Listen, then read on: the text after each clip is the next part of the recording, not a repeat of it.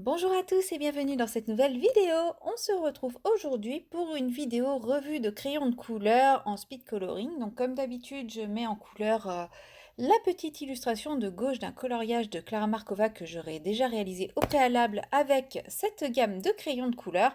Et aujourd'hui, on s'intéresse au Derwent Color Soft.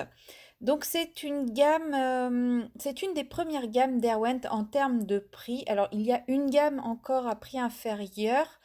Les Chromaflow, selon les périodes, sont à un prix inférieur ou un prix supérieur. Toujours est-il qu'ils sont sortis bien avant les Chromaflow. Moi, je les ai quasiment depuis mes débuts, les Color Soft. Et ça reste les crayons à peu près les plus abordables de chez Derwent. À peu près, puisque comme je vous dis, selon les périodes, les Chromaflow sont un petit peu moins chers. Mais on va y revenir sur la différence de qualité entre les crayons. Alors, c'est un crayon Derwent, de la marque Derwent, donc marque anglaise. On peut les trouver à différents endroits. Le prix sur Amazon est relativement correct par rapport à d'autres boutiques que l'on peut trouver en France. C'est l'avantage puisque maintenant, quand on commande des produits en Angleterre, on se retrouve avec les frais de douane. Voilà. Au Géant des Beaux-Arts, ils sont quand même beaucoup plus chers que sur Amazon, par exemple. Donc, comme tout crayon Derwent, ils sont caractérisés par le corps du crayon d'une couleur qui est propre à la gamme de crayons, pardon, et la base du crayon qui est censée représenter la couleur de la mine. Donc pour les Color Soft, nous avons un crayon qui est d'une teinte brune foncée, les écritures en anglais, et sur ces écritures, on pourra retrouver donc le pays de fabrication, donc England, la marque, la gamme, donc Derwent Color Soft, et ensuite nous avons le nom de la teinte ainsi que sa référence qui commencera systématiquement par un C. Ensuite, nous avons une petite bague argentée et la couleur du crayon. Il faut savoir que pour ces crayons, la couleur que l'on retrouve à la base est assez représentative de la couleur que l'on a sur la mine, mais bien entendu, comme toujours, il est mieux de faire son nuancier. Autrement, ce sont des crayons assez larges, hein. On retrouve le diamètre habituel des crayons Derwent avec quand même la qualité de bois Derwent. Ça reste, c'est pour ça que je vous dis que pour moi, ce sont les crayons les plus accessibles.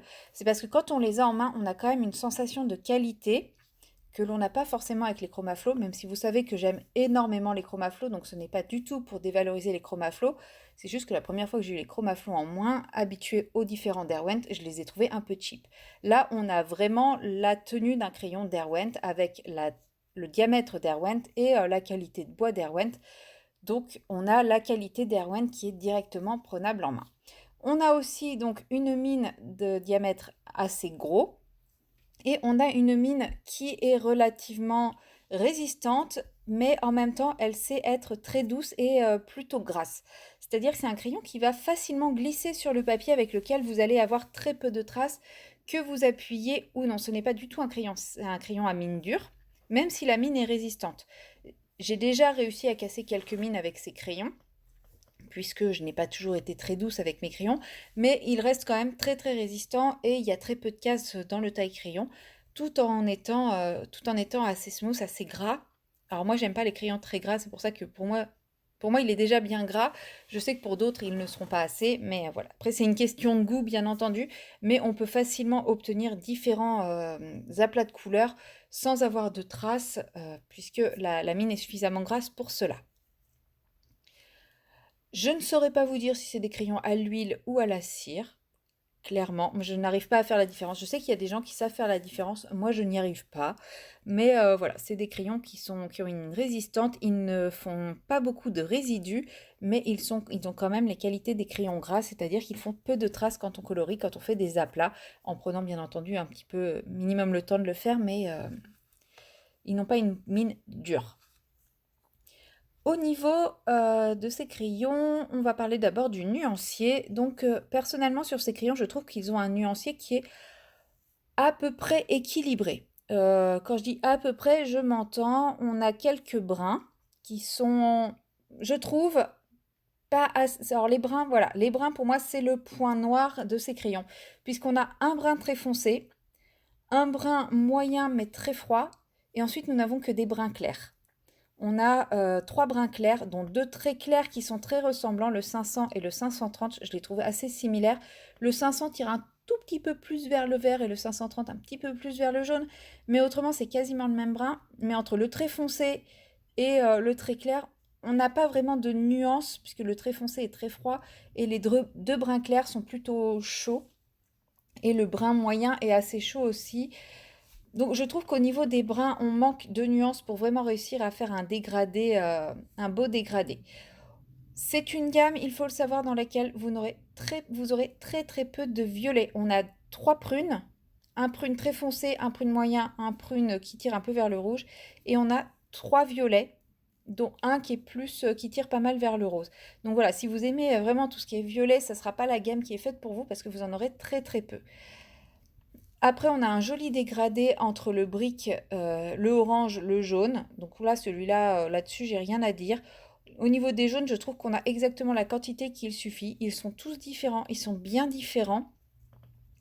On a un rouge qui est proche d'un vrai rouge selon moi, avec des roses qui tendent vers le rouge, qui permettent de faire quand même un dégradé plutôt intéressant. On a un rouge orangé aussi qui est pas mal pour faire un dégradé vers le jaune en partant du rouge. C'est pour ça que je vous dis, on a quand même un nuancier qui est assez équilibré. Si je devais leur trouver des manques à ce nuancier, ça serait au niveau des bruns et au niveau des verts. On a beaucoup de verts moyens, un vert très clair mais qui tire un petit peu vers le turquoise. D'ailleurs, il s'appelle Palmint et il porte très très bien son nom. Mais autrement, on n'a pas de vrai vert foncé. Moi, j'aime beaucoup travailler avec des verts très foncés et ça, c'est quelque chose qui va me manquer dans cette palette. On a quel- on n'a pas de couleur très foncée à part un brun très foncé et des gris et un noir. Voilà, le noir est assez couvrant, mais autrement, on n'a pas de vraie couleur très foncée. On a un brun très foncé, on a le noir, on a un prune très foncé et c'est tout. Même au niveau des bleus, on n'a pas de vraie couleur très foncée. On a des bleus moyens. On a un bleu très très clair aussi, ça c'est bien. Pour ce qui est des couleurs très claires, là, on a ce qu'il faut. On a des roses très très pâles, on a des couleurs peau très très pâles, on a des couleurs un peu violacées, vieux rose très très pâles, on a des bleus très très pâles, on en a deux. On a un gris très très pâle aussi. On a un jaune très très pâle. Au niveau des couleurs très très pâles, on a vraiment ce qu'il faut et ça c'est pas mal. Il manque juste l'autre extrême pour vraiment avoir un dégradé vraiment topissime. Voilà au niveau à peu près du nuancier, donc il est plutôt équilibré, même s'il manque les couleurs foncées, mais je trouve qu'on arrive quand même à faire pas mal de choses, mais il faudra pas s'attendre à faire un coloriage assez dark avec. On va rester quand même sur des teintes assez flashy, assez peps. Très peu désaturé, hein. Clairement, c'est pas les couleurs désaturées que j'ai l'habitude d'utiliser, mais je trouve ça intéressant de temps en temps d'avoir un nuancier plus peps.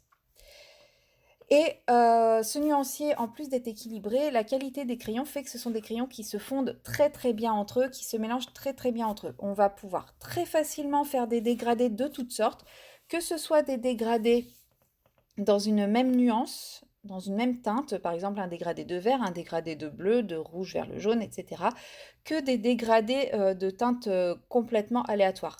Un dégradé que j'adore faire avec ces crayons-là, c'est partir d'un vert et aller vers un prune. Voilà, j'aime beaucoup faire ce dégradé-là et il matche très bien puisque ce sont des crayons qui se mélangent très bien sans se recouvrir. Parce que des fois on a le problème avec les crayons gras, c'est qu'ils se recouvrent mais ne se mélangent pas. Là, si on y va en douceur, bien sûr, si on appuie tout de suite très fort sur son crayon, on ne va pas réussir à mélanger les crayons parce qu'on va saturer le papier. Mais si on y va par le principe du couche par couche, on va pouvoir mélanger des teintes qui ne sont pas faites pour se mélanger. Enfin, qui n'obtiennent... C'est pas qu'elles sont pas faites pour se mélanger parce que toutes les teintes peuvent se mélanger, mais deux teintes qui ne vont pas se fondre naturellement ensemble. Si on y va couche par couche, on va réussir à faire un dégradé de deux couleurs qui ne sont pas faites pour, qui ne sont pas prévues à la base pour être dégradées ensemble et on va obtenir quelque chose de très doux, très fluide, très naturel. Et ça, c'est vraiment top pour ce genre de crayon.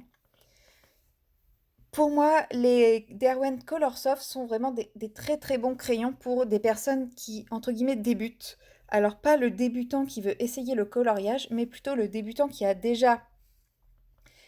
sait déjà que le coloriage ça va lui plaire et qui a envie d'investir dans sa première gamme de crayons Alors malheureusement, ce n'est qu'une gamme de 72 et j'aurais aimé qu'ils sortent une gamme de 150 de ces crayons-là, parce que là, je pense qu'on aurait pu avoir les couleurs foncées qu'il me manque.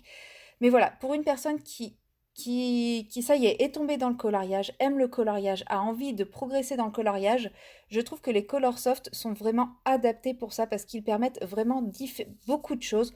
On peut faire des aplats de couleurs, des dégradés de toutes sortes, on peut faire de la technique de l'arraché, on peut vraiment faire tout ce qu'on veut avec ces crayons de couleur-là. Ils restent assez abordables pour des crayons Derwent et ils sont très qualitatifs puisque moi je les ai depuis très longtemps. J'ai une boîte de secours et je n'ai toujours pas fini un seul crayon. Et pourtant, ce sont des crayons que j'utilise souvent. Donc voilà, c'est vraiment des crayons que je recommande, que moi je compte garder, que je compte racheter à l'unité quand les miens seront usés. Et je trouve ça d'ailleurs dommage que ce soit des crayons qui sont si peu visibles sur la communauté du coloriage, puisque c'est des crayons qui vraiment méritent d'être connus et d'être connus surtout par ceux qui débutent et qui ont envie de s'acheter leur première gamme. Voilà, j'espère que cette petite vidéo vous aura avancé sur ces crayons et je vous dis à très bientôt dans une prochaine vidéo. Bye bye!